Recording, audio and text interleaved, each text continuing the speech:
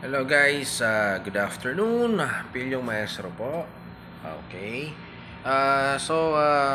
Today's concern natin or talk natin, it's all about sa mismong housekeeping NC3, no? Yesterday po, ayun, no, nagkaroon ho kami ng assessment together with the Circle of Friends, group of assessors po, no?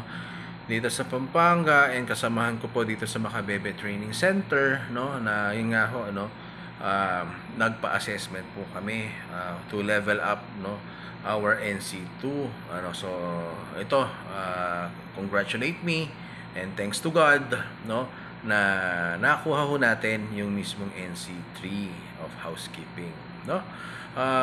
Again, nagpapasalamat din po tayo, no, sa mismong assessor po natin, no. Talaga naman na master assessor, ASEAN master assessor, no, si Doktora. Ayun po.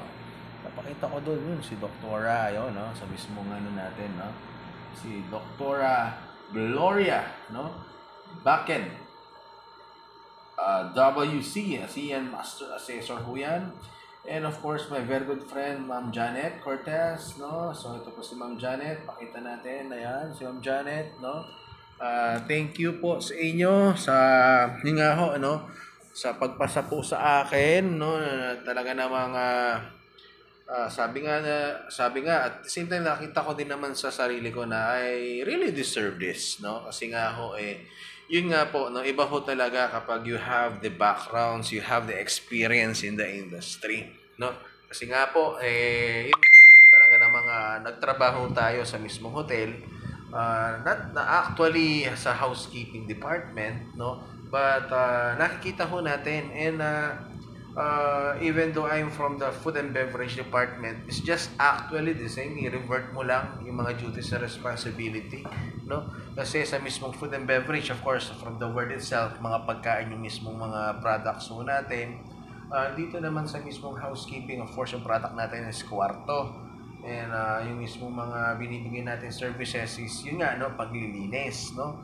So, yun, ni-revert ko lang siya na kasi nga ako, once in my life din naman, I work in Jollibee before. Became a management trainee, and naging dining supervisor din tayo, or dining manager. So, alam ho natin, so we handle also yung housekeeping or cleaning sa mismong establishment, no? And at the same time, sa mismong bar, no, we handle also the cleaning also, kasi once in my life naging restaurant utility ho tayo, so it involves there the cleaning also, no.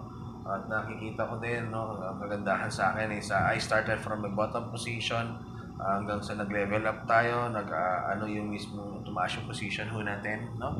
So yan po, no. So thank you so much. So yung mismong housekeeping NC3, it's all about sa mismong supervisor position, or level up na position, no?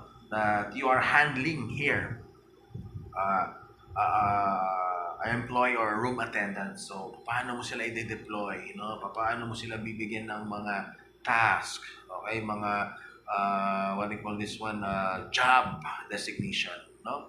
So, yan po siya. And of course, not only that, of course, you need to monitor the rooms, the laundry department. You will create a policy or the rules and regulations or guidelines na ifa-follow ng mga na hapok mo na tao, no? So, that's housekeeping in C3, no?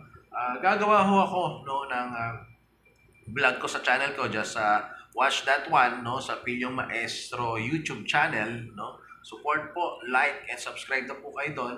Ang content po natin is more on TESDA, the tech po. Parati kong pinopromote dyan, no. Kasi dyan talaga tayo nagtuturo, no. Talagang we are a trainer and an assessor and an expert, no, sa mismong hospitality industry sa TESDA, especially the bartending, the food and beverage, the housekeeping, no, the cookery, no. So, yan po ang mismong kaalaman natin, and all about sa Ships Catering coming soon ho. Yan po yung tatargetin ho natin, no. and also the NC3 of the food and beverage, no? Konti-konti po magle-level up po tayo, no, para ayun nga ho, no, makasabay na, no, sa mga ibang mga kasamahan ho natin, no? And syempre para hindi ho masayang yung mismong naging expertise ho natin, experience ho natin when we are working in a cruise ship in abroad. Okay? So again, watch my next videos ho natin, no? And my YouTube, matagal na rin na hindi ako gumagawa ng YouTube, no? Gagawa ho tayo, no? All about housekeeping NC3. Well, not exactly papakita ko doon, no? But I will going to give you guidance. What's it? Ano ba ang meron doon? Okay? Again, this is Pilyong Maestro. Please support me. Like and subscribe my YouTube channel. And of course, di naman rin sa mismo rin ko. Pilyong Maestro, peace.